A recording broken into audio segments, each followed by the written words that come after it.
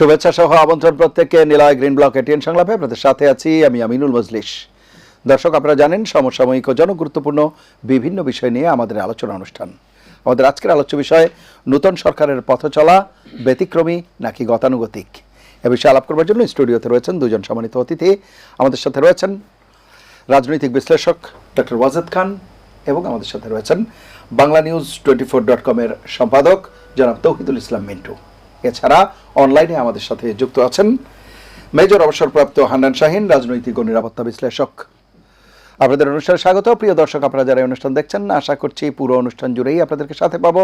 আপনাদের জ্ঞাতার্থে জানিয়ে রাখি, অনুষ্ঠানটি সরাসরি ফেসবুকেও সম্প্রচারিত হচ্ছে। সেক্ষেত্রে facebook.com/ATN বাংলা অনলাইন এই লিঙ্কে ক্লিক করলে আপনারা অনুষ্ঠানটি দেখতে পাবেন। কথা না বাড়িয়ে আমরা চলে যাব মূল আলোচনায়। প্রথমেই ডক্টর ওয়াজেদ খান, আপনাকে দিয়ে আলোচনা শুরু করছি। নতুন সরকারের পথ চলা ব্যতিক্রমী নাকি গতানুগতিক আমাদের আজকের আলোচ্য বিষয়। এই নতুন সরকার যখন দায়িত্বভার গ্রহণ করেছে, সময় যদিও খুব বেশি হয়নি, 17 তারিখে তারা মন্ত্রী পরিষদের শপথ নিয়েছে, 18 তারিখে কাজ শুরু করেছে ফেব্রুয়ারির।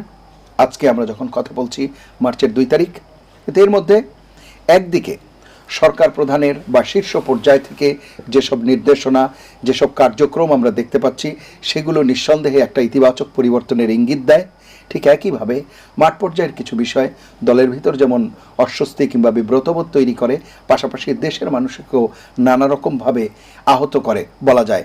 কারণ যে ধরনের কার্যক্রমের বিরুদ্ধে এই বিপ্লব, এই জুলাই অভ্যুত্থান বলা হয়ে থাকে, সেই জায়গাতে এসে আইনশৃঙ্খলা পরিস্থিতি এবং অন্যান্য জায়গায় কিছুটা যেন বেসামাল অবস্থায় দেখা যাচ্ছে। আপনার কাছে কি মনে হয়? ধন্যবাদ আপনাকে। সরকার শপথ নিয়েছে গত 17 ফেব্রুয়ারি, খুব বেশি দিন হয়নি।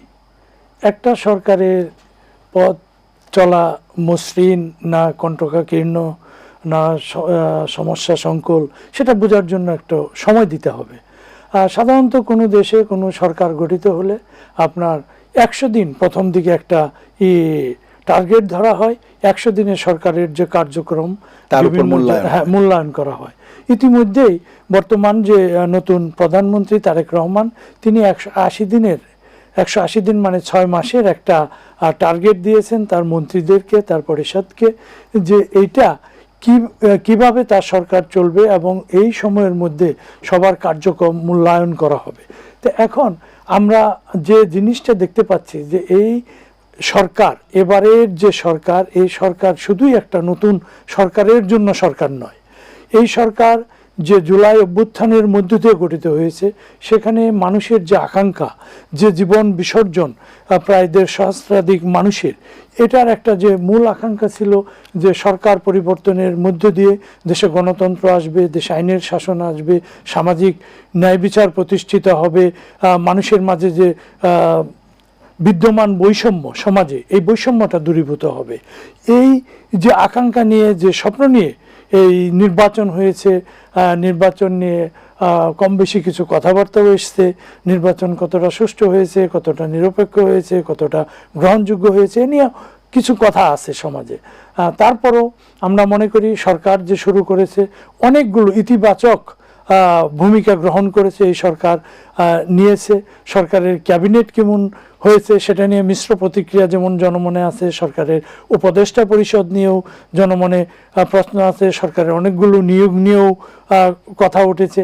তো যে জিনিসটা আমি সবচেয়ে বড় বেশি মনে করি, সেটা হলো কোনো দেশে কোনো একটা সরকার গঠিত হলে রাজনৈতিক দল, যত ধরনের সরকারি, অন্তর্বর্তীকালীন সরকার, তত্ত্বাবধায়ক, সামরিক সরকার, যে ধরনের সরকারই হোক না কেন, দিন শেষে রাজনৈতিক দলগুলো সরকার গঠন করে, তারা দেশ পরিচালনা করে। সেই নিরিখে বাংলাদেশ জাতীয়তাবাদী দল বিএনপি আজকে যে রাষ্ট্র ক্ষমতায় তারা এসছে, তো একটা বিষয় এখানে সবচেয়ে বেশি দেখার, সেটা হলো যে সরকার গঠন করেছে, সরকার কতটা শক্তিশালী, সরকার কতটা দক্ষ, কতটা অভিজ্ঞ, সেটা প্রমাণিত হবে সময়ে। তার চেয়েও বেশি যে একটা সরকার যখন হয় দলের মধ্য থেকে, তখন এই সরকার এবং দল দুইটা যদি এক হয়ে যায়, যদি এটার সংমিশ্রণ হয়, তখন রাষ্ট্র পরিচালনা করা যেমন কঠিন হয়, দলের যে শক্তি সেটা লোপ পায়। তো এখন এই সরকার দলকে কিভাবে পরিচালিত করবে সেটার কোনো দিক নির্দেশনা এখনো আমি দেখতে পাচ্ছি না। হ্যাঁ, যে সময়ে সরকার গঠিত হয়েছে একটা বিষয় যে এবার কথা হচ্ছিল যে সরকার কোনো প্রধানমন্ত্রী দুবারের বেশি হবে না, বা যিনি প্রধানমন্ত্রী হবেন তিনি দলের প্রধান থাকতে পারবেন না, এই ধরনের যে বিষয়গুলো, সেখানে অনেকগুলো বিষয় ম্যাটার করে। তিনি হয়তো আরও অনেক চমক দেখাতে পারতেন বিএনপির প্রধান হিসাবে এবং প্রধানমন্ত্রী হিসাবে। তার ক্ষমতা অসীম, অনেক ক্ষমতা বলতে গেলে। আমাদের যে রাষ্ট্রীয় ব্যবস্থা এখনো যেটা বিদ্যমান সেই রাষ্ট্রীয় ব্যবস্থায় তো তিনি সরকারকে যদি পরিচালনা করতে পারেন সুষ্ঠুভাবে, রাষ্ট্র পরিচালনা করতে পারেন, সেখানে তার দলে যারা আছে, আমার মনে হয় দলে যারা বয়স্ক নেতা আছে তাদেরকে দলের দায়িত্ব দেওয়া, ইভেন দো পার্টির চেয়ারম্যানের দায়িত্বও তিনি কারো কাছে অর্পণ করতে পারেন। যদিও তিনি সব কিছুর ক্ষমতা বলে সব কিছুই তিনি নিয়ন্ত্রণ করবেন, কিন্তু যদি পার্টির মহাসচিব, পার্টির চেয়ারম্যান, পার্টির যারা নির্বাহী পদে আছে তাদেরকে সরকারের কোনো নির্বাহী পদে বা মন্ত্রী বা উপদেষ্টা বা অন্যান্য কোনো পদে তাদেরকে যদি না দেওয়া হয়, সেটা দলের জন্য যেমন ভালো হবে, দলকে টিকিয়ে রাখা, শক্তিশালী করার জন্য, এবং সরকারও সেটা শক্তিশালী হবে। এক্ষেত্রে আপনি ধরেন ভারতের উদাহরণ দিতে পারেন, যেমন কুমারস্বামী কামরাজ, তিনি 11 বছর 2 দফায় কংগ্রেসের চেয়ারম্যান ছিলেন, প্রধান ছিলেন, কিন্তু তিনি কখনো কোনো সরকারে যান নাই, কোনো মন্ত্রী হন নাই। তা ওনার একটা প্ল্যান ছিল, ওটাকে বলে কামরাজ প্ল্যান। সেই প্ল্যানটা হলো যে ওই প্ল্যানে তিনি বলেছেন যারা এলডারলি, যারা বয়স্ক দলের ভেতর, তারা দল পরিচালনা করবে কিছু নতুন নেতাকে নিয়ে, এবং দলকে যদি ঠিক না রাখতে পারে, হয়তো এই সরকার কোনো রকম একটা টার্ম চলে গেল, কিন্তু পরবর্তী সময়ে নির্বাচনে এসে তাদেরকে হিমশিম খেতে হবে। বিশেষ করে যে লোকাল গভর্নমেন্টের ইলেকশন, মনে করেন উপজেলা ইলেকশন, মেয়র ইলেকশন, ইউনিয়ন পরিষদের ইলেকশন, এই ইলেকশনগুলোকে দল যদি সুসংগঠিত না থাকে তাহলে এই ইলেকশনগুলোতে জিতে আসা কঠিন হয়ে দাঁড়ায়। তো এই ক্ষেত্রে যদি যারা সরকারে থাকবে, সরকারকে দল থেকে আলাদা রাখা, এটা দলের জন্য, এবং সবচেয়ে যে বড় সমস্যা বাংলাদেশের রাজনৈতিক যে রাজনীতিতে যে দুর্নীতি, আইন শৃঙ্খলা পরিস্থিতি, বিভিন্ন ধরনের যে চাঁদাবাজি বা বিভিন্ন ধরনের যে বিষয়গুলো নিয়ে মানুষের অসঙ্গতি রয়েছে, এই বিষয়গুলো, এবং একই সাথে এটা যদি করা হয়, যেটা আজকের যে বড় দাবি সংস্কার, রাজনৈতিক সংস্কার, বা যে জুলাই সনদ, যেটা এর মধ্য দিয়ে জুলাই সনদের অনেক কিছু বাস্তবায়িত হতে পারে। তো আমরা মনে করি যে নির্মোহভাবে যদি দেশ পরিচালনা করা হয় এবং সব কিছুর ঊর্ধ্বে উঠে একজন মানুষ যখন একটা রাষ্ট্র ক্ষমতায় যান, যখন তিনি সবার, তারেক রহমান প্রধানমন্ত্রী হিসেবে তিনি বলেছেন তিনি সকলের নির্বাচিত, সকলের জন্য তিনি প্রধানমন্ত্রী, কোনো শুধু একটা দলের জন্য নয়, একটা গোষ্ঠীর জন্য নয়, তিনি সব দলের, সব ধর্ম বর্ণ মতের সব লোকের তিনি প্রধানমন্ত্রী।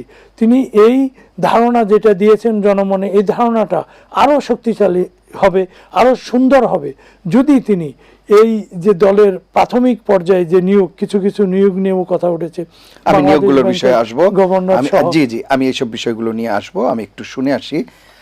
আমাদের সাথে রয়েছেন রাজনৈতিক ও নিরাপত্তা বিশ্লেষক মেজর অবসরপ্রাপ্ত হান্নান শাহীন। ডক্টর ওয়াজেদ খান, আমি আসবো আবার আপনার কাছে, একটু শুনে আসি। আমাদের সাথে রয়েছেন জনাব তৌহিদুল ইসলাম মিন্টু। জনাব তৌহিদুল ইসলাম মিন্টু, যে বিষয়টি আসলে আলাপ করা হচ্ছিল যে সরকারের যে পথ চলা সেটি কতটা ব্যতিক্রম কিংবা গতানুগতিক ধারায় আগাচ্ছে কিনা, এখানে বলা হচ্ছে যে দুইটি চেহারাই সরকারের দেখা যাচ্ছে। একদিকে সরকারের শীর্ষ পর্যায় থেকে যে বার্তাগুলো দেয়া হচ্ছে, যে পদক্ষেপগুলো নেওয়া হচ্ছে, সেখানে অনেক নূতনত্ব আছে।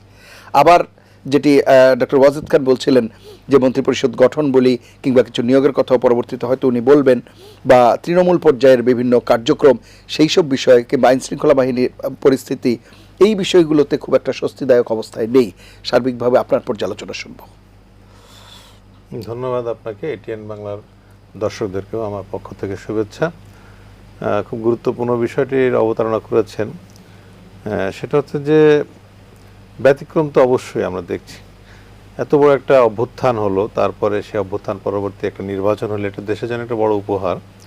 এবং সেই নির্বাচনের মাধ্যমে জাতীয়তাবাদী দল 2/3 সংখ্যাগরিষ্ঠতা নিয়ে, নিরঙ্কুশ সংখ্যাগরিষ্ঠতা নিয়ে ক্ষমতা এসেছে। জনাব তারেক রহমান 17ই ফেব্রুয়ারি শপথ নিয়েছেন পার্লামেন্টের দক্ষিণ প্লাজাতে। আপনারা খেয়াল করে দেখবেন যে এটা কিন্তু এই প্রথম ব্যতিক্রম একটা ঘটনা।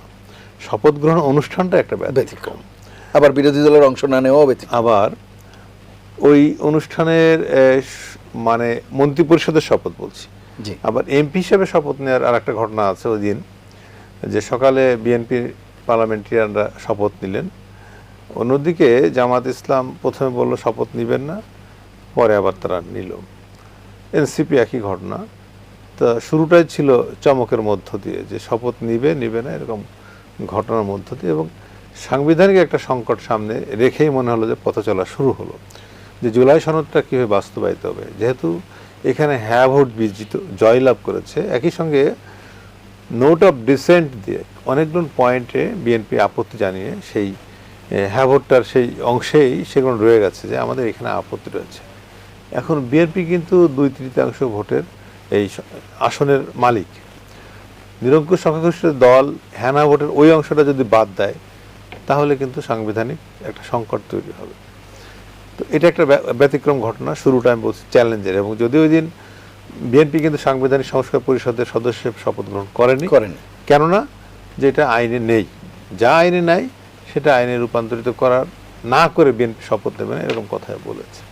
তো সেইখানে হ্যাঁ ভোট যেহেতু পাস হয়েছে, অন্যদিকে যেসব হ্যাঁ ভোট যে কারণে যেসব সংস্কার নিয়ে সেই ভোটগুলো কিন্তু সেই সংস্কারগুলো কিন্তু পার্লামেন্টে পাস হতে হবে, তারপর এটা বাস্তবায়ন আইনে রূপান্তরিত হবে।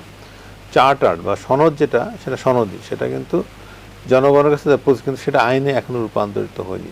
আইনে রূপান্তরিত করতে গেলেই পার্লামেন্টের অধিবেশন, আপনি জানেন 12ই মার্চ, সেই দিন কীভাবে আইনে রূপান্তরিত হয় বা না হয়, বা তারপরে মানে এই অধিবেশনেই আমরা আশা করব যে জুলাই সনদটা পাস হয়ে যাবে, যেহেতু বিএনপি কমিটমেন্ট করেছে। এবং বিএনপির পক্ষ থেকে জনাব তারেক রহমান হ্যাঁ ভোটের পক্ষে অবস্থান নিয়ে বিভিন্ন মানে ক্যাম্পেইনে বলেছে, নির্বাচনী ক্যাম্পেইনে আমরা দেখেছি। সুতরাং এটা তার দায়বদ্ধতা আছে। যে অংশটা আপত্তি জানায়, যেমন দ্বিকক্ষ বিশিষ্ট পার্লামেন্টের যে অংশে বলা হচ্ছে যে ওখানে আনুপাতিক হার, সংসদ সদস্য নির্বাচিত হবেন উচ্চকক্ষে কারা, আনুপাতিক ভোটের আনুপাতিক হারে, এটা কিন্তু বিএনপি না করেছে যে আমরা এর পক্ষে না, এবং সেটা তাদের আনুপাতিক দেওয়া রয়েছে। অন্যদিকে জামাত ইসলাম এর পক্ষে অবস্থান নিয়েছে। সেখানে দেখা যাক কি হয়। এই চ্যালেঞ্জ একটা গেল। দ্বিতীয় দিন ধরেন যে প্রধানমন্ত্রী আমরা দেখলাম যে উনি সচিবালয়ে 9টা 5-এ উপস্থিত হন, ওনার 201 নম্বর কক্ষে, প্রধানমন্ত্রীর জন্য যে কক্ষে, এবং এরপর থেকে উনি ওখানে অফিস করছেন। আরও ব্যতিক্রম দেখলাম যে শনিবারে উনি অফিস করছেন, সরকারি ছুটির দিন। এবং আরও অনেকগুলো ব্যতিক্রম, যে উনি রাস্তায় যখন চলছেন, যে প্রোটোকল 14টা গাড়ির জায়গায় উনি 4টে গাড়ি নিয়েছেন, এবং ওনার নিজস্ব গাড়িতে ওনাকে বহন করছেন। একই সঙ্গে রাস্তায় যে জ্যাম বা এর সঙ্গে উনি হেঁটেছেন, জনতার সঙ্গে পথচারণা।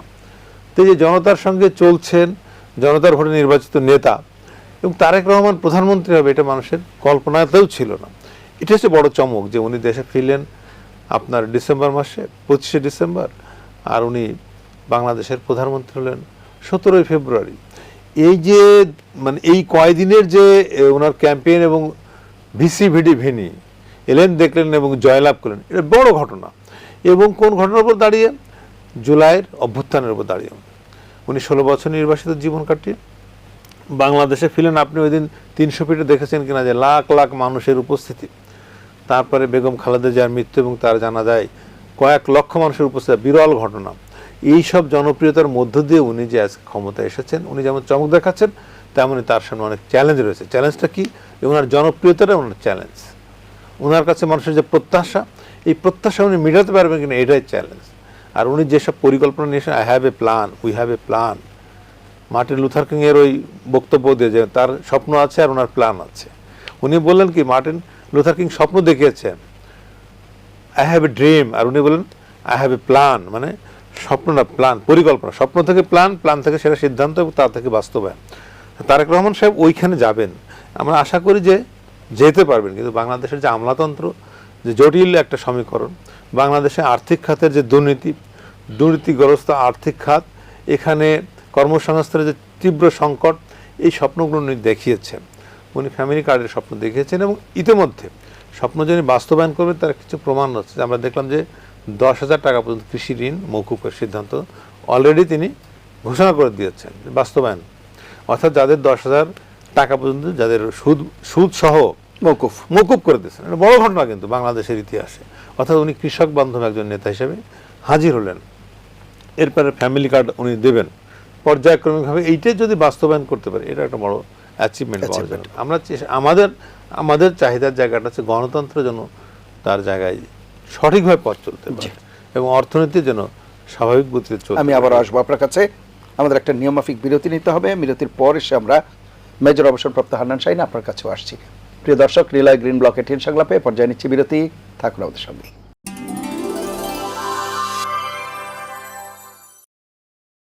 ফিরে এলাম নিলয় গ্রিন ব্লক এটিএন সংলাপে। এতক্ষণ সাথে থাকার জন্য ধন্যবাদ।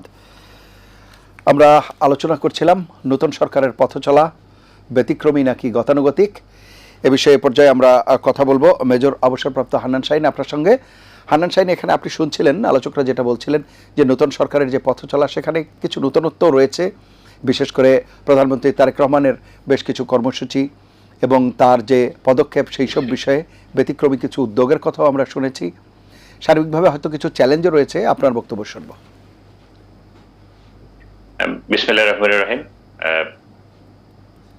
এই অনুষ্ঠান যারা দেখছেন এবং দেখবেন সকলকে আসসালামু আলাইকুম। এবং আমি আমার দুজন সহ আলোচক আছেন, ভাইদেরকে আমার সালাম এবং আমি ধন্যবাদ জানাচ্ছি এটিএন বাংলাকে এবং এটিএন বাংলার সঞ্চালক মজলিস ভাইকে। তো শুরুতে আমি যেটা বলতে চাই যে আমাদের প্রধানমন্ত্রী যে তারেক রহমান, উনি শহীদ রাষ্ট্রপতি জিয়াউর রহমান এবং ম্যাডাম খালেদা জিয়ার সন্তান। তো তার উপরে আমার ব্যক্তিগতভাবে অনেক আস্থা আছে এবং বিশ্বাস আছে। এবং একই সাথে আমি এটাও বলতে চাই যে জুলাই অভ্যুত্থান পরবর্তী যে আমাদের যে অনেক আকাঙ্ক্ষিত এবং কাঙ্ক্ষিত যে সরকার, এই সরকারকে সফল হতেই হবে, আমাদের আসলে কোনো বিকল্প নাই। আমরা একটা সফল সরকার অবশ্যই দেখতে চাই। বাংলাদেশ ক্যানট বিয়ার আনসাকসেসফুল গভর্নমেন্ট আর কি। এই বাংলাদেশ এটা একটা অসফল গভর্নমেন্টকে ক্যারি করার মতো বাংলাদেশের ওই ক্যাপাবিলিটি নাই।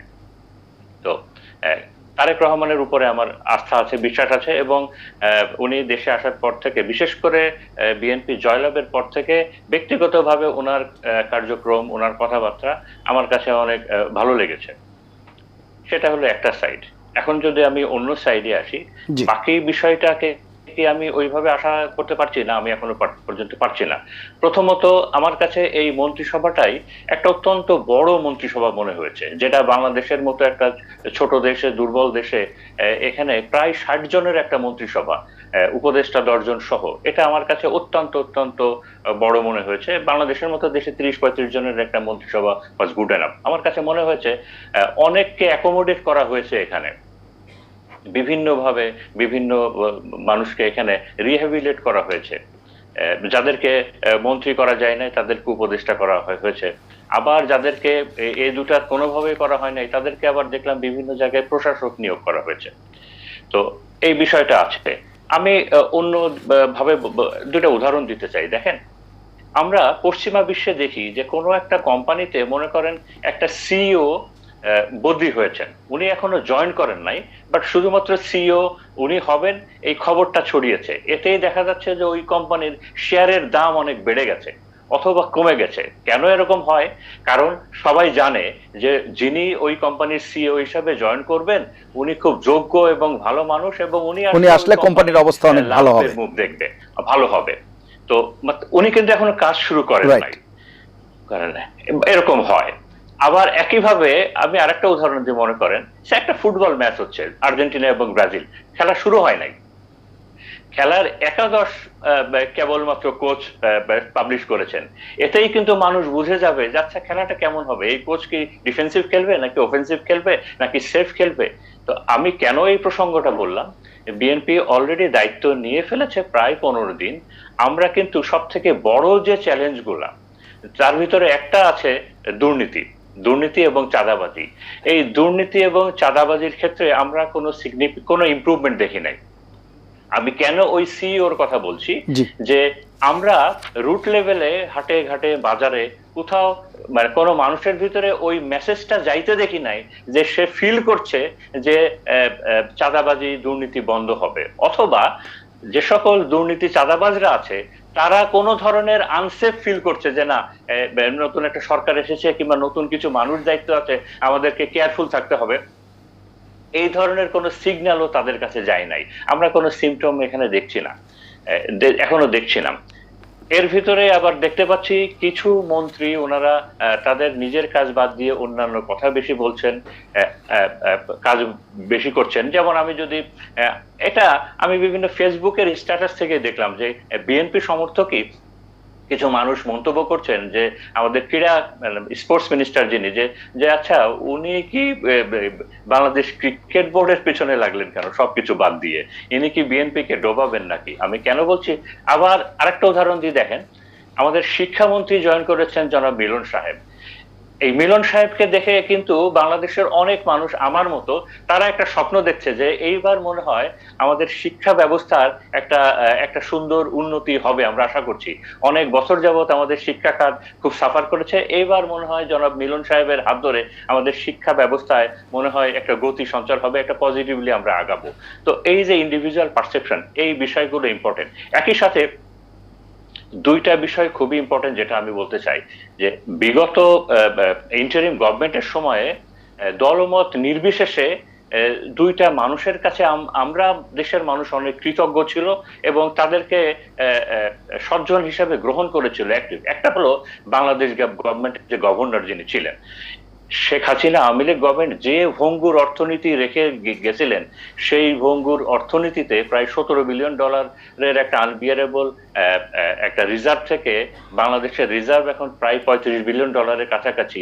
সব থেকে বেশি যে সেক্টরটা সাফার করেছে আওয়ামী লীগের সময়, যে অর্থনীতি সেক্টরটা, এবং যে বিষয়টা উনি এত সুন্দরভাবে হ্যান্ডেল করেছেন, এবং এরকম একটা গুণী মানুষকে বিদায় দেওয়া হলো একটা মব সৃষ্টির মাধ্যমে। আমাদের স্বরাষ্ট্রমন্ত্রী উনি বলেছিলেন যে উনি মব বরদাস্ত করবেন না। উনি মনে হয় একটু কারেকশন করতে ভুলে গেছেন, যে ওনার হয়তো এইভাবে বলা উচিত ছিল যে বিএনপি সমর্থিত যে মবগুলো হবে এগুলা আমি বরদাস্ত করব, বাট অন্যরা এই ধরনের ট্রাই করলে আমি করব না। আমি একই সাথে কিন্তু আমি এই দর্শক শ্রোতা যারা শুনছেন তাদেরকে বলতে চাচ্ছি, আমি কিন্তু এনটি বিএনপি না, এবং আমি কিন্তু অন্য কোনো দলেরও সমর্থক না, যে কারণে আমার কোনো লায়াবিলিটিস নাই। আমি যেটা বিশ্বাস করি যে এই যে মিডিয়ার দায়িত্ব হলো, নোয়াম চমস্কির একটা কথা আছে যে মিডিয়ার দায়িত্ব হলো সরকারকে মানে অথরিটিকে চ্যালেঞ্জ করা এবং সত্যকে এক্সপোজ করা। তো আমি আমার কাছে যেটা সত্য মনে হচ্ছে আমি সেটা বলছি। তো যেটা বলছিলাম যে এরকম বাংলাদেশ ব্যাংকের একটা গভর্নরকে তাকে বিদায় দিতে হবে হুট করে একটা মব সৃষ্টির মাধ্যমে, কেন? এতই যদি তাড়া থাকে তো আমার তো মনে হয় যে সরকার একটা প্রজ্ঞাপন জারি করে ওনাকে চেঞ্জ করলে উনি নিজেই তো সরে যেতেন।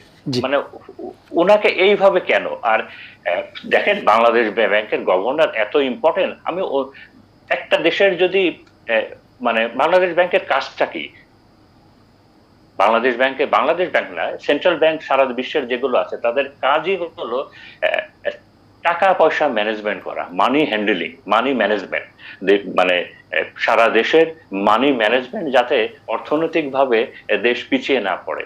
এবং এই ক্ষেত্রে বাংলাদেশ ব্যাংকের গভর্নর এত ইম্পর্টেন্ট একটা ফ্যাক্টর। আমি অন্য একটা উদাহরণ দিই, ইউক্রেন যুদ্ধের আগে পুতিনের একটা পছন্দের একটা ইকোনমিস্ট ছিলেন, উনি রাশিয়ান ফেডারেল ব্যাংকের উনি হলো চেয়ারম্যান, একটা মহিলা, একটা ভদ্র মহিলা, ওনার বয়স আমার থেকেও কম, কিন্তু তার উপরে রাশিয়ার জনসাধারণের কনফিডেন্স এত বেশি এবং উনি এত যোগ্য, এত ক্যাপাবল, যে কারণে সারা বিশ্ব রাশিয়ার উপরে এত বেশি স্যাংশন দেওয়ার পরেও, এত বেশি ইকোনমিক এমবার্গো দেওয়ার পরেও, ইউক্রেনের মতো এরকম একটা ব্যয়বহুল যুদ্ধের পরেও রাশিয়ার ইকোনমি পিছিয়ে পড়েনি।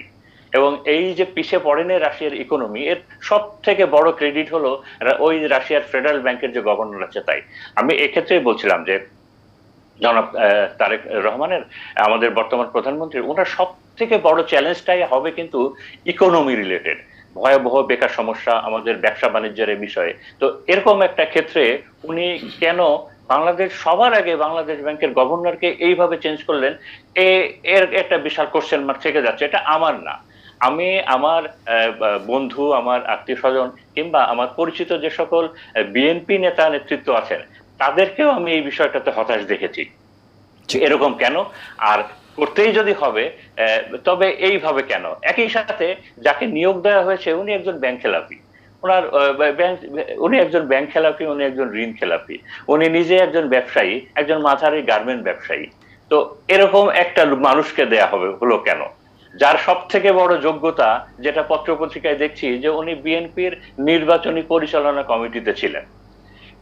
একই সাথে তো আমার মনে হচ্ছে কি যে জনাব তারেক রহমানকে কি কারা বোঝাচ্ছে এটা? কারণ উনি তো আর একটা মানুষের তো মানে হাজার খানিক চোখ কান নাই, তো তাকে বোঝাচ্ছে কারা? এখানে আমার একটু রিজার্ভেশন আছে যে বাংলাদেশ ব্যাংকের গভর্নরকে যদি মানে এই মুহূর্তে কেন চেঞ্জ করতে হলো, আর চেঞ্জ যদি করতে হবে তাহলে হু ওয়াজ দি বেস্ট ম্যান, মানে যাকে দেওয়া হয়েছে, is it the best choice? এটা তো আমার মনে হচ্ছে না, এটা বিএনপিরই একটা শ্রেণীর মানুষ মনে হচ্ছে না। দ্বিতীয়ত হলো, আইসিটিতে ছিলেন জনাব Tajul Islam, ICT chief prosecutor. দেখেন, শত বাধা অতিক্রম করেও উনি যেভাবে দলমতের উপরে যে এই যে ইন্টারন্যাশনাল ক্রাইম ট্রাইব্যুনাল যেটা, যে মামলাগুলো উনি যে সাহসিকতার সাথে, যে বলিষ্ঠতার সাথে উনি করেছেন, তাকেও কেন জাস্ট ওভারনাইট চেঞ্জ করে দিতে হলো? আমার মনে হয় এসব বিষয়ে আলোচক যারা রয়েছেন তারা এই বিষয়গুলো বলবেন। আমি আপনার কাছে আসবো আবারও, একটু শুনে আসি। এই কারণে আমি বলছি, যেটা হলো যে আমাদের অপশন নাই, আমাদেরকে বিএনপি কে সফল হতেই হবে, বাট একই সাথে আমি বিএনপি কে সতর্ক করব যে আপনারা যার যার কাজ করুন, নতুন মানে নতুন চ্যালেঞ্জ আবার নতুন করে তৈরি করবেন না। থ্যাংক ইউ, অসংখ্য ধন্যবাদ। আসবো জনাব তৌহিদুল ইসলাম মিন্টু, শুনছিলেন আপনি যে আলোচনা করছিলেন মেজর অবসরপ্রাপ্ত হান্নান শাহীন, আপনার কাছে কি মনে হয়? উনি কয়েকটা ভালো বিষয় অবতারণা করেছেন। আহসান মনসুর স্যারের যে মানে বিদায়ের যে বিষয়টি, এটা পীড়াদায়ক। তবে মানে এটা মব, এটা আমি বলবো না, এটা হয়তো একটা কর্মচারীরা, তার যা উপদেষ্টা, তাকে বিদায়ের সময় একটা অনাকাঙ্ক্ষিত ঘটনা ঘটিয়েছে, তাদের সুযোগ সুবিধা দেয়নি বিধায়। আর উনাকে আগে বললেই কিন্তু উনি চলে যেতে পারতেন। উনি অফিসে মানে আগের দিন বিএনপি নেত্রী, উচ্চ পর্যায়ের নেতৃত্বের সঙ্গে কথা বলে পরের দিন এসে উনি বুঝলেন যে উনি নেই। উনি এই একটা বিদায়টা সঠিকভাবে হয়নি, এটা ঠিক আছে। কিন্তু গভর্নরের নিয়োগ কাকে দেবে বিএনপি, এটা বিএনপির চয়েস। এইটা আমার মনে হয় যে ভুল সিদ্ধান্ত নেয়নি। মুস্তাকুর রহমান সম্পর্কে যত কথাই বলা, উনি ব্যাংক খেলাপি বা ঋণ খেলাপি নয়, কিন্তু উনি এটা রিশিডিউল করেছেন এবং পুনঃতফসিল করে উনি টাকা শোধ করেছেন, এবং উনি একজন ভালো ব্যবসায়ী। এবং উনি ওনাদের পারিবারিকভাবে একটা সিএ ফার্ম আছে, কাশেম অ্যান্ড কোম। আচ্ছা। এবং উনি ওনার শ্বশুর, ওটা 70 বছরের সিএ ফার্মটার বয়স, এবং ওনার স্ত্রী সেখানকার একজন ডিরেক্টর, এবং উনি একজন দক্ষ অর্থনীতিবিদ। ওনার সম্পর্কে একটু জানতে হবে। আমার মনে হয় যে অনেকেই না জেনে, যেহেতু ওনাকে কেউ চেনেন, উনি একটা ইন্ট্রোভার্ট টাইপের লোক এবং উনি সৎ মানুষ। ব্যবসায়ী মানে আমাদের দেশে একটা পারসেপশন তৈরি হয়, ব্যবসায়ী মানে হচ্ছে যে ঋণ খেলাপি, ব্যবসায়ী মানে হচ্ছে চোর বাটপার, উদ্যোক্তা মানেই খারাপ, যে কারণে আমাদের দেশে ইন্ডাস্ট্রিকে করতে চায় না। একটা মানুষ যার ইন্ডাস্ট্রিটা গ্রিন, মানে সবুজ, মানে গার্মেন্টসটা বিদেশি সুনামের সঙ্গে এখান থেকে রপ্তানি করে, বরং গভর্নর হিসেবে আমি যেটা জানি যে উনি ভালো করবেন। গভর্নরের দায়িত্ব নিয়ে তার সম্মান বেড়েছে, কিন্তু আর্থিকভাবে উনি ক্ষতিগ্রস্ত হবেন। এই কারণে যে ওনার এই ব্যবসাটা ওনাকে ছেড়ে দিতে, ওনার কোনো পদে থাকা চলবে না। এইটা এখানে অনেক ধরনের আর্থিক ধরনের যে ইনকামের জায়গা, কিন্তু ওইটা বেতনের জায়গা। বেতনের চাইতে ব্যবসার ইনকাম নিশ্চয়ই বেশি। তা যেহেতু উনি বিএনপির ঘরানার মানুষ, বিএনপি তার দলের লোককে দেবে যদি যোগ্য লোক থাকে, সেটাই স্বাভাবিক। রাজনৈতিক দল যখন ক্ষমতা আসবে তখন তাদের লোককে সেটেল করবে, এটাই স্বাভাবিক।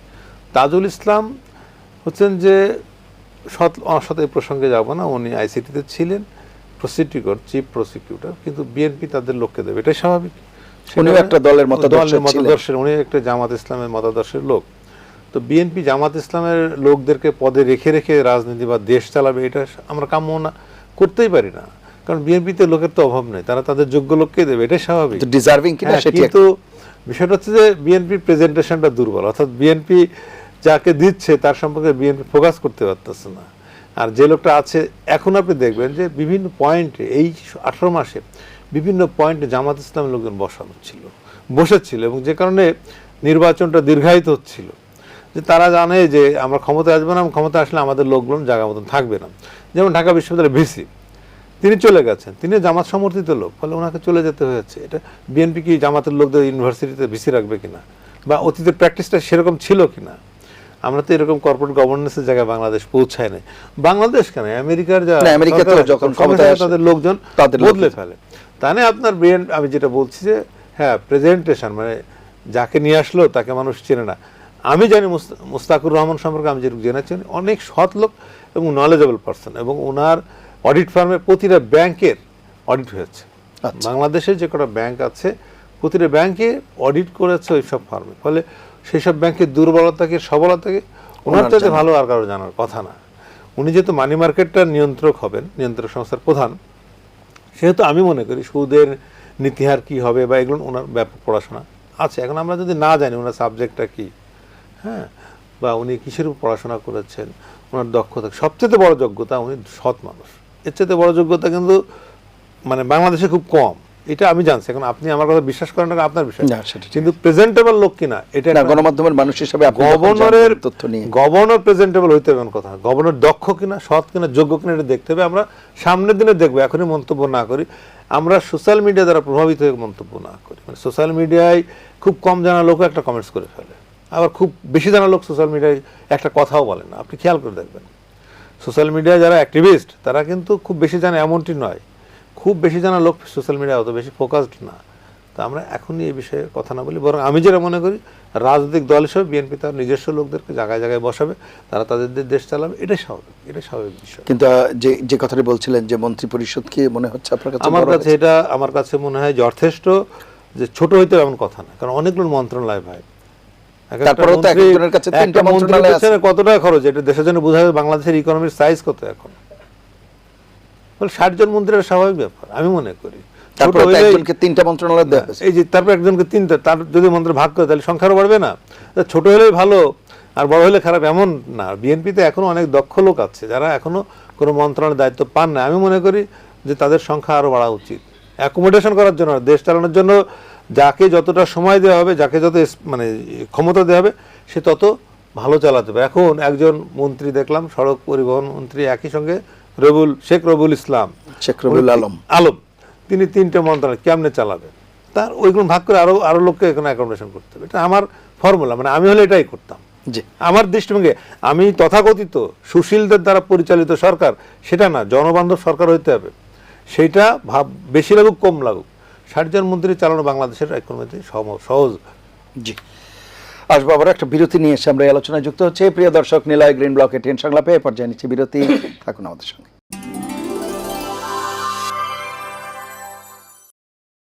ফিরে এলাম নিলয় গ্রিন ব্লকে টিএন সংলাপে। এতক্ষণ সাথে থাকার জন্য ধন্যবাদ। ডক্টর ওয়াজেদ খান, আপনার বক্তব্য শুনছিলেন আলোচনা, মন্ত্রিপরিষদের গঠন নিয়ে কথা হচ্ছে গভর্নর নিয়োগ নিয়ে যে বিষয়গুলো এসেছে, আপনার আলোচনা শুনবো। জি, সরকার গতানুগতিক পথে হাঁটছে কিনা বা নতুনত্ব দেখাচ্ছে, এখানে আমরা দেখতে পাচ্ছি যে ভাই বললেন যে প্রধানমন্ত্রী তারেক রহমান, তার যে আগের যে একটা ছিল যে যিনি প্রধানমন্ত্রী হবেন তিনি 10 জনের একজন না, 11 নম্বরে ছিলেন।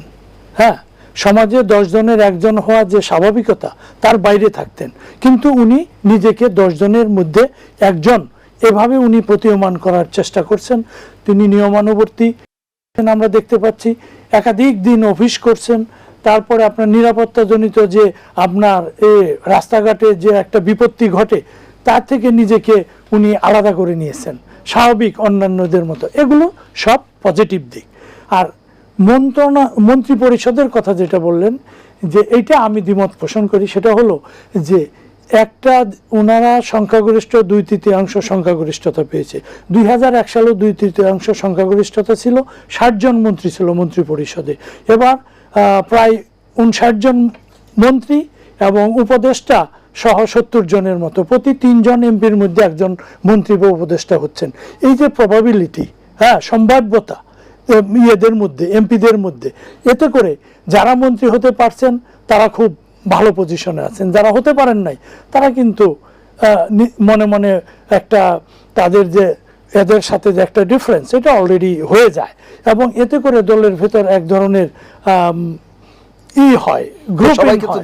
না সবাইকে দেওয়া, কিন্তু এখানে আপনি বুঝতে হবে, আপনি ব্রিটিশ পার্লামেন্টে দেখেন, ব্রিটিশ পার্লামেন্টে হাউস অফ কমন্সে 650 জন মেম্বার, হাউস অফ লর্ডসে 800 থেকে 805 জন। এর মধ্যে টোটাল মন্ত্রী হলো 22 থেকে 23 জন ক্যাবিনেট মিনিস্টার।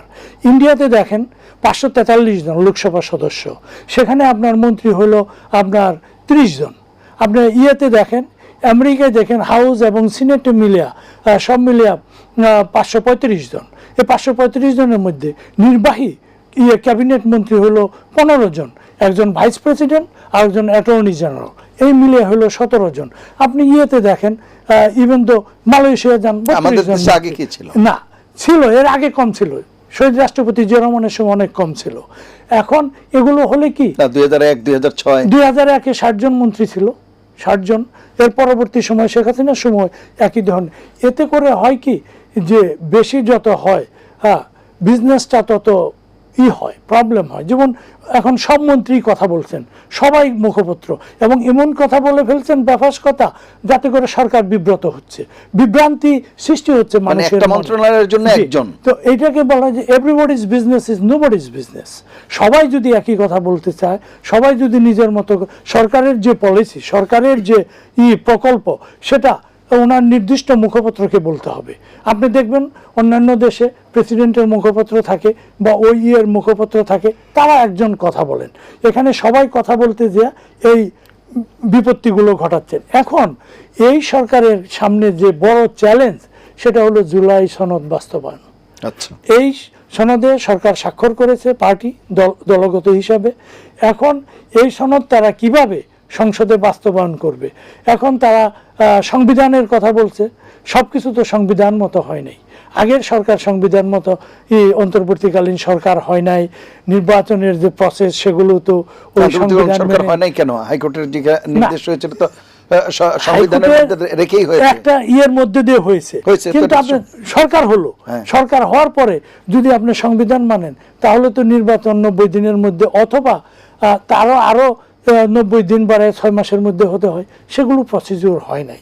এখন ধরেন অনেক কিছু কনভেনশন ছিল না, সেই অধ্যাদেশের মাধ্যমেই সেটা সময় বাড়ানো 133টা হয়েছে। অধ্যাদেশ সরকার দিয়েছে। এই 133টা অধ্যাদেশের মধ্যে নির্বাচন যেরকম দিয়েছে অধ্যাদেশ, এইরকম অধ্যাদেশ আপনার জুলাই সনদের, গণভোটের অধ্যাদেশ, তারপরে সংবিধান সংস্কার অধ্যাদেশ। তো এই অধ্যাদেশগুলো এখন যদি অধ্যাদেশ অনুযায়ী যদি নির্বাচন হয়ে থাকে, তাহলে অন্যান্য অধ্যাদেশগুলো কেন এটার মধ্যে হবে না, এগুলো নিয়ে প্রশ্ন উঠছে। যেহেতু এখন ধরেন সংবিধান, ব্রিটিশ কোনো সংবিধান নাই, কনভেনশনে চলে। আমেরিকান সংবিধান 8 পাতার, বিশ্বের সবচেয়ে বড় সংবিধান হলো ভারতের 252 পাতার। আমাদের সংবিধানও অনেক বড়, মাথাবাড়ি সংবিধান।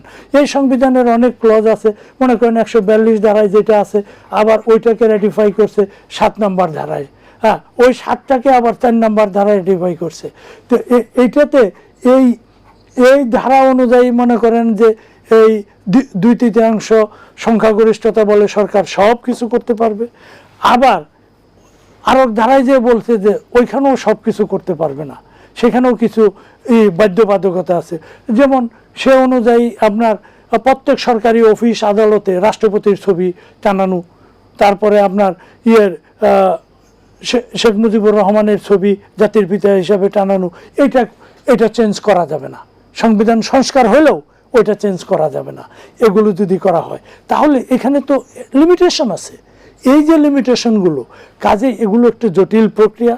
আমার মনে হয় সংবিধানের জন্য মানুষ না, রাষ্ট্র না, জনগণ না, জনগণের জন্য, রাষ্ট্রের জন্য সংবিধান। সেটা যদি হয়, তাহলে এই সরকার, বিরোধী দল যারা নির্বাচিত হয়েছে, তাদের সাথে আলোচনার মাধ্যমে, একটা সমঝোতার মাধ্যমে দেশকে এবং রাষ্ট্রকে একটা সুন্দর গতিধারায় নিয়ে যাওয়ার জন্য একটা সমঝোতায় আসতে হবে। যদি সরকার মনে করে তারা 2/3 সংখ্যাগরিষ্ঠতা পেয়েছে, কারো পরামর্শের দরকার নেই, সেটা যেমন ঠিক না। আবার বিরোধী দল যদি মনে করে যে কোনো মূল্যে আমরা সরকারকে সবকিছুতে করব, বাধা দেব, বাধ্য করব, সেটাও ঠিক না। আলোচনার মধ্য দিয়ে মানুষ অনেক আশাবাদী। দীর্ঘ 18 বছরের যে ফ্যাসিস্টের শাসনামল, এখানে সবাই ভুক্তভোগী। বিএনপি যেমন ভুক্তভোগী, জামাত যেমন ভুক্তভোগী, অন্যান্যরা ভুক্তভোগী, দেশের সাধারণ মানুষ ভুক্তভোগী। এর থেকে যদি আপনার মুক্তি পেতে হয়, তাহলে একটা সমঝোতায় আসতে হবে, ন্যাশনাল কনসেনসাস। সেটা পলিটিক্যালি হতে হবে, সেটা অ্যাডমিনিস্ট্রেটিভ হতে হবে, সেটা জুডিশিয়ালি হতে হবে, সেটা আপনার হইতে হবে, পার্লামেন্টারি ভাবে হইতে হবে। আমাদেরকে অন্য আলোচকদের কাছে যেতে হবে। মেজর হান্নান শাহীন, আপনার কথা শুনবো। আচ্ছা, ভাই যেটা বললেন আমি বেশিরভাগ বিষয়ের সাথে একমত, তবে আমার দ্বিমতও আছে। দেখেন, আমি যেটা প্রথমত, এটা তো অবশ্যই ঠিক যে বিএনপি ক্ষমতায় এসেছে এবং তারা তাদের সুবিধা মতো লোক দিবে, বিএনপি থেকে লোক দিবে, এবং বিএনপিতে যোগ্য লোকের অভাব নাই। আমি অ্যাবসলিউটলি একমত যে বিএনপিতে যোগ্য লোকের কোনো অভাব নাই। বাট সঠিক যোগ্য লোককে কি সঠিক জায়গায় দেওয়া হচ্ছে কিনা, এটা একটা বড় প্রবলেম, এবং এটা কি সঠিক সময় কিনা, সেটাও একটা বড় প্রবলেম। যেমন বিএনপির সামনে অনেকগুলো বড় চ্যালেঞ্জ আছে, যে চ্যালেঞ্জগুলোর সব থেকে বড় চ্যালেঞ্জ যেটা আমার মনে হয় যে এবং এই চ্যালেঞ্জগুলো উত্তরণের জন্য বিএনপিকে সব থেকে আগে যে কাজটা করতে হবে, যেটা আমার ব্যক্তিগতভাবে মনে হয়, সেটা হলো যে বিএনপি যে লাস্ট যে সরকার চালিয়েছিল, যে 2001 থেকে 2006, তো আমি শেখ হাসিনা রেজিমটা যদি বাদ দিই, তার আগের যে সরকারগুলো ছিল এরশাদ পতনের পর থেকে, আমার বিচারে সব থেকে দুর্বল সরকার ছিল 2001 থেকে 2006। এবং বিএনপির ওই সরকারের অনেক ব্যর্থতা ছিল, দুর্নীতি তো ছিল, কারণ দুর্নীতিতে বাংলাদেশ 1 নাম্বার হয়েছিল। বিদ্যুৎ খাতের ভয়াবহ ছিল অর্থনীতি। তো আমরা জানি যে ওই সরকারটা অতটা সফল সরকার ছিল না, যে কারণেই কিন্তু কনসিকুয়েন্স হিসাবে পরবর্তীতে নানা ধরনের ঘটনার অবতারণা হয়। এবং আমার ব্যক্তিগতভাবে আমি ব্যক্তিগতভাবে অসম্ভব শহীদ প্রেসিডেন্ট জিয়াউর রহমান এবং ম্যাডাম খালেদা জিয়া ভক্ত, এবং আমার ব্যক্তিগতভাবে মনে হয় যে 2001-এর যে গভর্নমেন্টটা ছিল বিএনপির, ম্যাডাম খালেদা জিয়া ওয়াজ লোনলি। মানে এরকম একটা ভার্সেটাইল লিডারশিপকে সাপোর্ট দেওয়ার মতো মানে যথাযথ টিম বিএনপি তখন প্রোভাইড করেনি, যে কারণেই 2001 থেকে 2006-এর ওই গভর্নমেন্টটা ওইভাবে সফলভাবে ফাংশন করতে পারে নাই। আমি ওই সিমটমটা আবার দেখতে পাচ্ছি এখন, যে কারণে আমি বলছি মেজর হান্নান শাহীন, বিষয়টি কি এরকম কি না, আলোচকরা যেটি বলছেন যে it's too early to say this kind of comment, আপনার কাছে কি মনে হয়? কেবলমাত্র অবশ্যই, এবং আমিও এটা বিশ্বাস করি যে অবশ্যই বিএনপিকে সমালোচনার জন্য অথবা সরকারকে সমালোচনার জন্য তাদেরকে সময় দিতে হবে, অবশ্যই সময় দিতে হবে। একই সাথে যে ভুল ত্রুটিগুলো করছে অথবা আমাদের দৃষ্টিতে যা মনে হচ্ছে সেটা তো আমরা বলবো।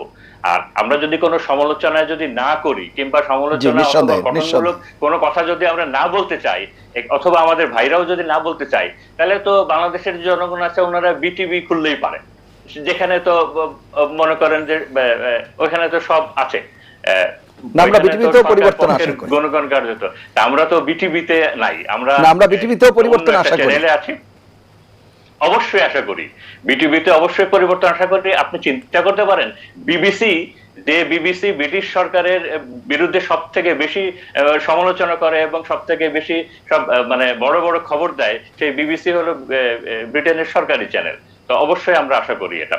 জি, নিঃসন্দেহে এইখানে হলো বিষয়। তো এখানে আবার যে ভাইরা যেটা বললেন যে আমি বাংলাদেশের যে বাংলাদেশ ব্যাংকের যে গভর্নর হয়েছেন, আমি ব্যক্তিগতভাবে মনে চেনে না, আমার নলেজটা আমি সোশ্যাল মিডিয়াকে অতটা গোনাতে নিই না, আমি বিভিন্ন পেপার পত্রিকাগুলোতে দেখেছি। দেখেন, উনি দায়িত্ব নেওয়ার পরে সর্বপ্রথম কি কাজটা করেছেন, পরের দিনই উনি আব্দুল আওয়াল মিন্টু বা বিএনপির মন্ত্রী তার ব্যাংকে 1000 কোটি টাকা দিয়ে দিয়েছেন। তো এরকম একটা বড় একটা দায়িত্ব নেওয়ার পরে তো একটা ব্যাংকের বিষয়ে বুঝতেও তো একটু সময় লাগে, মানে সবকিছু সেটেল হইতেও তো একটু সময় লাগে।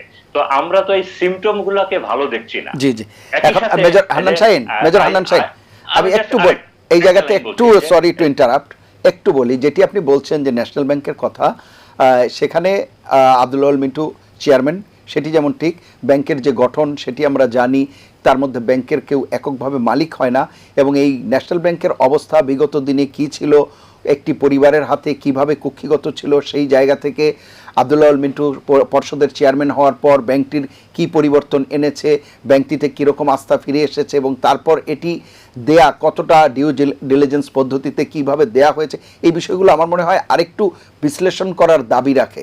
আপনি বলুন প্লিজ। অবশ্যই, মানে মজুর ভাই যেটা বললেন 100% কারেক্ট, আমি অবশ্যই একমত। বাট আমরা তো সবাই বাংলাদেশের সাধারণ মানুষ, মানে পারসেপশন এক জিনিস, রিয়েলিটি তো আরেক, আমি সেটার কথা বলছি। হ্যাঁ, আমরা ভয় পেয়ে যাই যে জি, জি, জি, উনি দায়িত্ব নেওয়ার পর দিনই কেন যখন এটা হয়, রাইট রাইট, একটু কি সময় কেন নিল না? জি, জি, মানে জি। আগের গভর্নরকে বিদায় দেওয়া হলো হঠাৎ করে ইনি দায়িত্ব নিলেন এবং পরদিনই এটা, আমরা ভয় পেয়ে যাই। আমাদের জি, জি, জি। এক্সপেরিয়েন্স এবং যেটি তৌহিদুল ইসলাম মিন্টু যেটি একেবারে স্পষ্ট করেছেন যে এই যে ব্যাপারগুলো আমরা যে ভয় পেয়ে যাই, আপনি বলছেন এই ভয়ের জায়গাগুলোতে বিএনপি হয়তো আশ্বস্ত করতে পারছে না, তার হয়তো ট্র্যাকটা রাইট ট্র্যাকেই আছে, কিন্তু সে হয়তো সেটা ক্লারিফাই করতে পারছে না কিংবা এক্সপ্লানেশন সেইভাবে দিতে পারছে না, যার কারণে আমরা অরিড হয়ে যাচ্ছি, বা আপনি যেটি বলছেন আমি ভয় পেয়ে যাচ্ছি, বিষয়টা এরকম না। আমি এইখানে একমত না, কারণ আমি কথা দিয়ে আমি কথায় সন্তুষ্ট হতে চাই না, আমি কাজে সন্তুষ্ট হতে চাই। বাংলাদেশ ব্যাংকের গভর্নর কিংবা চিফ প্রজিকিউটর উনি কথা কত খারাপ বলেন কিংবা কোন আঞ্চলিক ভাষায় কথা বলেন, উনি প্রেজেন্টেবল কি প্রেজেন্টেবল না, it doesn't matter at all. আমরা কাজে বিশ্বাসী হতে চাই, কাজের প্রতিফলনটা দেখতে চাই। বাট ভয় পাইটা কোথায় বললাম, যে ওই যে বাংলাদেশ ব্যাংকের গভর্নরটার ওনার কথা বললাম, যে দায়িত্ব নিয়ে উনি 1000 কোটি টাকা দিয়ে দিলেন। আবার একই সাথে যে আইসিটিতে যে যিনি দায়িত্বভার জনাব তাজুল ইসলামকে রিপ্লেস করে যিনি হলেন, অবশ্যই বিএনপির একজন হবেন, এটা নিয়ে ডাউট নেই। বাট উনি ওনার প্রথম প্রেস কনফারেন্সেই যেভাবে দলের উপরে, বিএনপির উপরে যেভাবে যে ভাষায় কৃতজ্ঞতা প্রকাশ করছিলেন, যেটা এই ধরনের ভাষা আমি আওয়ামী লীগের নেতা নেত্রীদের, মন্ত্রীদেরকে দেখেছি। এইগুলা শুনলে আমাদের একটু ভয় লাগে যে আচ্ছা উনি কি পারবেন এই কাজগুলা করতে, কারণ ওনার উপরে তো পর্বত সম চ্যালেঞ্জ। যে বিচার আইসিটির বিচার তো কেবল শুরু, তো এরকম তো আরো অনেক, এইটা তো উনি কি পারবেন যেভাবে দলীয় অনুগত দেখাচ্ছেন। কারণ আমি এখানে একটা উদাহরণ দিই, দেখেন শেষ করতে হবে। জি হ্যাঁ, আমি জাস্ট 1 মিনিটে বলছি। 2001 থেকে 2006 আইন শৃঙ্খলা বাহিনী কোনোভাবেই যখন ঠিক করতে ইনহার্ট একটা অপারেশন করেছিলেন, সেনাবাহিনী ডিপ্লয় হয়েছিল, এবং ম্যাডাম খালেদা জিয়া এত ডিটারমিন্ড ছিলেন, কারণ বাংলাদেশের বাস্তবতায় আওয়ামী লীগের সময় দুর্নীতি চাঁদাবাজি আওয়ামী লীগ করতো, আবার বিএনপির সময় বিএনপি করতো, তখনকার সময় আর কি। তো ক্লিনহার শুরু হলো, ক্লিনহার শুরুর পরে কিছুদিন পরে দেখা যাদেরকেই ধরা হয়, আমরা যাদেরকে ধরি, আমি তখন আর্মিতে, তো বেশিরভাগই বিএনপির। তো বিএনপির বিভিন্ন নেতা নেত্রীর মন্ত্রীদের কাছ থেকে ম্যাডাম খালেদা জিয়াকে বলা হচ্ছিল ক্লিনহারকে বন্ধ করার জন্য, উনি করেন নাই।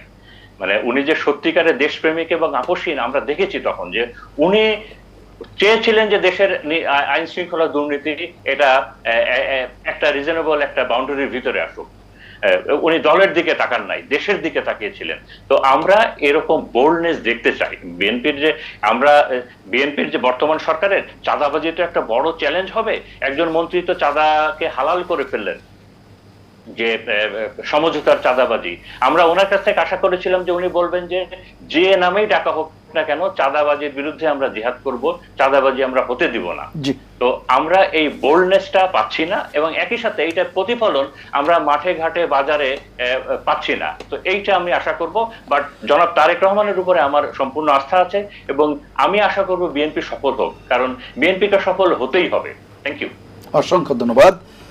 জনাব তৌহিদুল ইসলাম মিন্টু, শেষ করব আপনার কথা শুনে। উনি খুব অনেক গুরুত্বপূর্ণ কথা বলেছেন। আমি আবারও একটু বিষয়ে দ্বিমত পোষণ করি।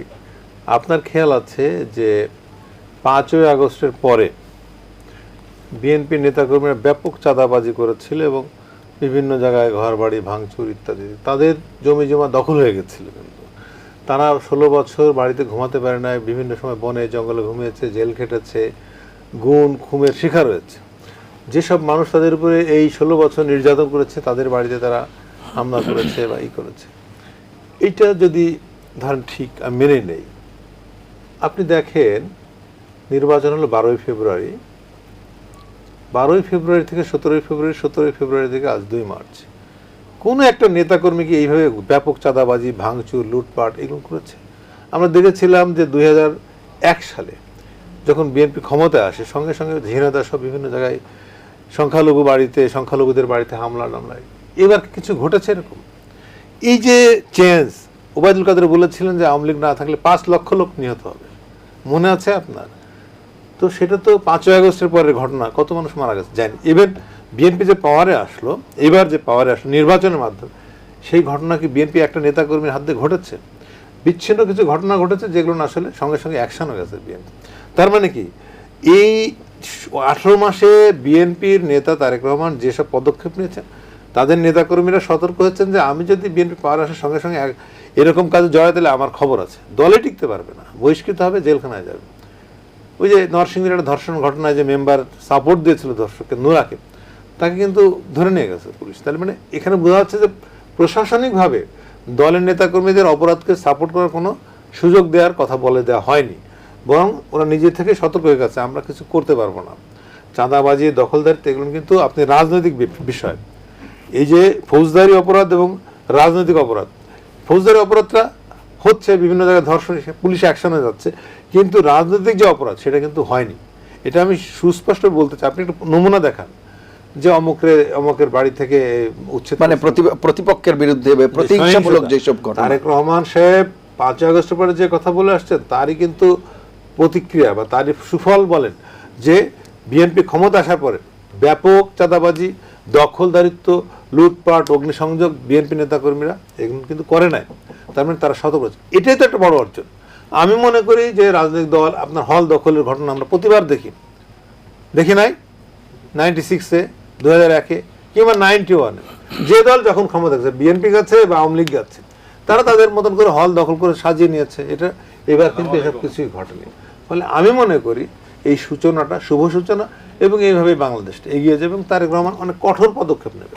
উনি বারংবার বলেছেন, কিন্তু উনি কিন্তু যেটা বলেন সেটা করেন, এটা প্রমাণ আমরা পাচ্ছি, এবং সেটা মনে করি যে আগামী দিনে এই ধারা অব্যাহত রাখবে। এবং হ্যাঁ, যেটা ওই যে একজন সড়ক মন্ত্রী চাঁদাবাজির কথা জায়েজ করেছেন, নিতাই রায় চৌধুরী বলেছেন, কিছু মন্ত্রীর কথোপকথন নিয়ে তো সমালোচনা হচ্ছে, যে সেটা তো সমালোচনা হতেই হবে।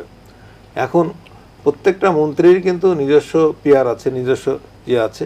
সাংবাদিকরা যায় কথা প্রশ্ন করে, আমরা সেই অংশটা প্রচার করি যে অংশটা ভাইরাল হবে, কিন্তু আগে পেছনের কথাটা কিন্তু কাট করে দেয়, সেই কথাটা আর বলছি না। ফলে উনি বিতর্কিত হচ্ছেন। এই ক্ষেত্রে মন্ত্রীদের অনেক সতর্ক থাকা উচিত। অসংখ্য ধন্যবাদ আপনাদের তিনজনকে অনুষ্ঠানে অংশ নেওয়ার জন্য। সময়ের স্বল্পতার জন্য আমরা আর এই আলোচনা এগিয়ে নিতে পারছি না। প্রিয় দর্শক, আপনাদেরকে অসংখ্য ধন্যবাদ। এবং তিনজনের আলোচকদের কথার সূত্র ধরে শুধু এটুকুই বলবো, নতুন সরকারের যে পথ চলা, তাতে আমরা নানা রকম ইতিবাচক পরিবর্তনের ইঙ্গিত দেখছি, এবং আমরা চাই সকল সংশয় এবং ভয়ের ঊর্ধ্বে উঠে এবং দলীয় স্বার্থের ঊর্ধ্বে উঠে দেশের বৃহত্তর স্বার্থে সবাই এক কাতারে সামিল হবেন, তার যে কোনো পদক্ষেপ নেবেন, সেই প্রত্যাশায় বিদায় নিচ্ছি। সবাই ভালো থাকবেন, সুস্থ থাকবেন। আশা করি এটিএন বাংলার সঙ্গেই থাকবেন। আল্লাহ হাফেজ।